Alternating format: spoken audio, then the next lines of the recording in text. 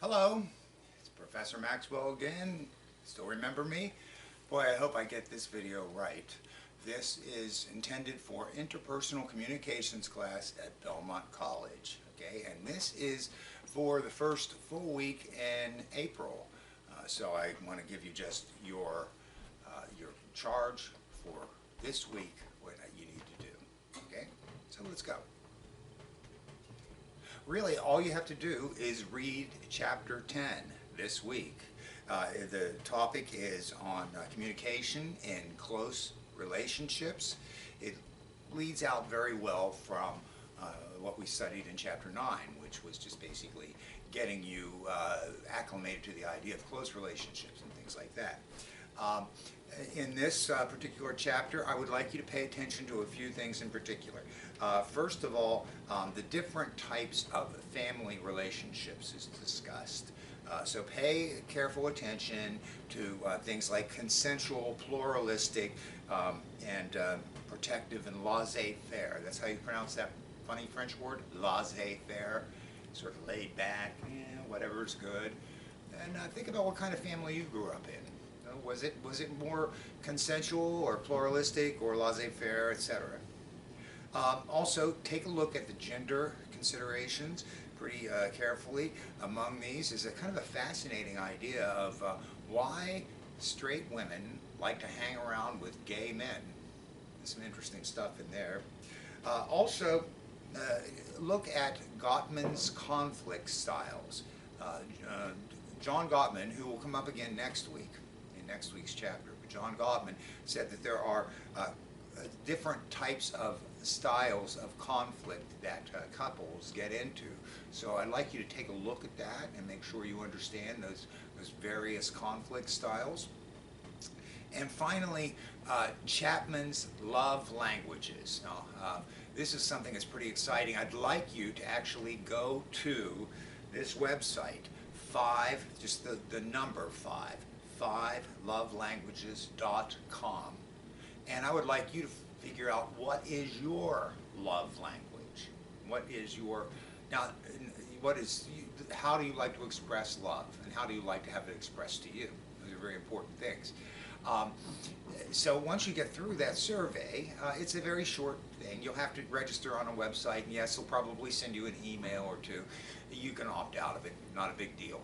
But I want you to find out what your preferred language of love is. Now, this may be just how you're feeling today. It may change a little tomorrow or the next day. But in general, we find this to be pretty significant. And probably even more significant is if you are in a loving relationship with somebody, you might want to have that person also go to this website and find out what his or her language of love is, their preferred language of love. And you might be surprised to find that it's a little bit different than your own. And that will help you to express your appreciation and love for this other person. So it could be a very valuable tool for both people.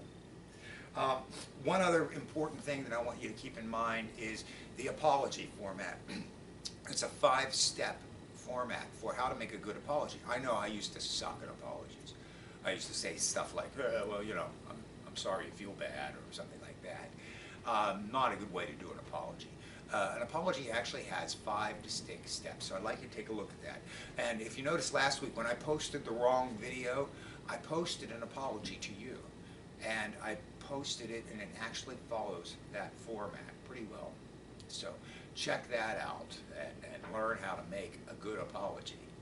Remember too that this course, now more than ever, because of the way I have to deliver this class, you will get out of it what you put into it. So please, do yourself a favor and really keep framing all of these things that the textbook brings up to you with your own life in mind, the people that are in your life, and how you could improve your own interpersonal relationships. That's the only way that we are going to succeed together in making this a truly transformative learning experience for you.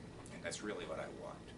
One other thing this week, take a quiz. Yep, another quiz. Quiz 7. It will be open from, I believe, Tuesday on. just take it sometime before the end of the week. You can read the chapter sometime before the end of the week, no rush, but make sure you do it. Don't get behind on this. It's easy in an online class to get behind. So make sure that you keep up with the weekly work every week, all right? And going forward, it's going to be fairly simple. We're on chapter 10 now. Next week, after Easter, it'll be chapter 11, and the following week, it'll be chapter 12, and then the week after that, you'll take a test, your final test, and you'll be through this. Don't forget about your written assignment too. That's due soon. This is your second essay, the last one you have to write for me, unless you take another course from me. And in this, you're going to frame one of your relationships according to Knapp's stages, Knapp's 10 stages that you learned about last week. Always, if you have any questions or problems or concerns, please write to me.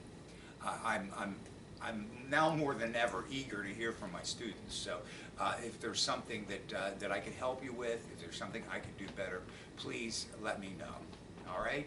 Again, take care of yourself, take care of other people, and I look forward to seeing the results of your quiz and talking to you again in this fashion next week.